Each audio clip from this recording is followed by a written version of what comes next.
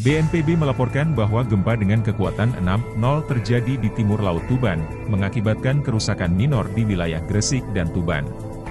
Menurut Abdul Muhari dari BNPB, BPBD Kabupaten Tuban melaporkan bahwa satu rumah mengalami kerusakan di bagian dapur. Selain itu, salah satu bangunan balai desa juga roboh akibat gempa dan 16 gempa susulan yang terjadi.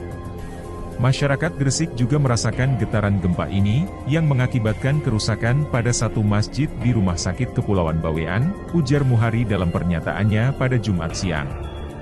Menurutnya, tidak ada laporan korban jiwa setelah kejadian gempa. Meskipun demikian, BPBD Tuban, Rembang, dan Gresik masih terus melakukan pemantauan dan pendataan terhadap dampak gempa guna memastikan situasi dan tindakan lebih lanjut. BNPB mengajak masyarakat untuk tetap merasa tenang dan tidak terpengaruh oleh informasi yang tidak dapat dipertanggungjawabkan kebenarannya.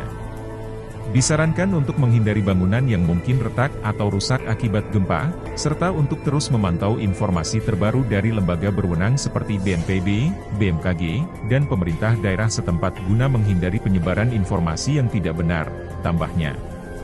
Gempa berkekuatan 6,0 pada skala Richter mengguncang Kabupaten Tuban, Jawa Timur, pada Jumat siang pukul 11.22 waktu Indonesia Barat. Epicentrum gempa terletak di laut dengan koordinat 5,74 LS dan 112,32 BT, serta kedalaman 10 km. Menurut laporan Pusat Pengendalian dan Operasi, Pusdalops, BNPB, gempa terjadi di lokasi yang berjarak 132 km timur laut dari Tuban, Jawa Timur, 152 km timur laut dari Rembang, Jawa Tengah, 153 km barat laut dari Lamongan, Jawa Timur, dan 175 km barat laut dari Surabaya, Jawa Timur. Guncangan gempa terasa cukup kuat di Kabupaten Tuban dengan durasi sekitar 15 detik.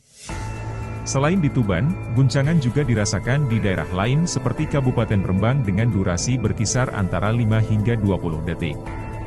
Reaksi awal masyarakat terhadap gempa termasuk kepanikan dan melakukan evakuasi sendiri keluar rumah. Sebagian besar pasien di Rumah Sakit Nahdlatul Ulama Tuban juga harus dievakuasi ke halaman rumah sakit sebagai langkah kesiapsiagaan.